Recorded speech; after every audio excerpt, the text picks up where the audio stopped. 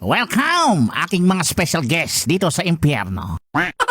Bago kayo makapasok, kailangan ko muna kayong interviewin. Ikaw, Congressman Benny Atras, ano ang nagawa mo sa lupa at bakit dito ang destinasyon mo sa aking kaharian? Yan yung pinagtataka ko sa Tanas eh. Bakit ako napunta dito? Isa akong pastor at nagpapalaganap ng salita ng Diyos. Kasama pa nga ako sa pag-uusig kay Digong dahil si EJK na pagpatay sa mga drug pusher. Dapat nga nasa langit ako kasi mabubuti ang mga nagawa ko. Tamang-tama sa'yo ang kahariang ito dahil pinoprotektahan mo ang mga pusher.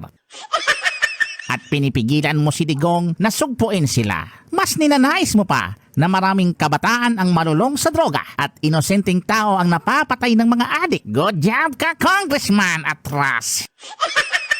Dahil dyan, sa VIP section kita ilalagay. Mga kawal, samahan nyo si Congressman Atras sa ating VIP section. Yung may kwarto na may jacuzzi na may lamang nagbabagang langis. Ikaw naman, Congressman Dan. Simple lang ang parusa mo. Papipiliin lang kita sa 3 kwarto. Sa unang kwarto, binuksan ito ni Congressman Dan. Nung tingnan niya ang loob nito ay puno ito ng ebak at uod. Bigla niya itong isinara. Binuksan naman niya ang pangalawang kwarto. Nakita niya ang lugar, ito'y madilim at sobrang lungkot. Kaya ginawa niya, sinurado niya ulit ito. Ngayon, binuksan niya ang pangatlong kwarto. Nakita ni Congressman si Johnny Sins nakahiga at may nakapatong na si Mia Khalifa. Ngayon, biglang napaisip si Congressman. Aba, dito na lang ako. Mukhang mag-i-enjoy ako dito ah. Ginoong Satanas, pinipili ko ang pangatlong kwarto. Sigurado ka ba? Oo, Satan. Okay, mga kawal, tanggalin nyo si Mia Khalifa na nakapatong kay Johnny Sins. Okay, Mia Khalifa, umalis ka na dyan. At may hahalili na sa'yo si Congressman Dan. Siya na ang papalit sa pwesto mo. Ikaw, Digong. Ba't nandito ka?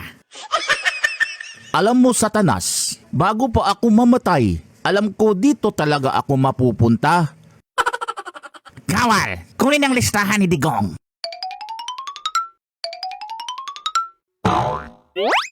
Lumalabas na pinagpapatay mo ang mga pusher dahil dito maraming buhay ang nailigtas mo sa kamay ng mga adik. At sa panahon mo, dumami ang mga pulis. Sa bawat sulok ng syudad, maraming krimen ang naagapan at napakulong mo pa ang isang dancing queen na protector ng mga drug manufacturer sa Bilibid. Dahil dyan, safe ang lugar sa Pilipinas. Nako. Nakakadiri ka, Digong. Mas marami ka pang nagawang kabutihan kaysa kasamaan. Hindi ka pwede dito. Binaban kita. Pero Satanas, dito talaga ako dapat. Nako, mga kawal, ilabas nyo itong si Digong sa impyerno at itapon doon sa purgatorio. Baka doon tanggapin pa siya.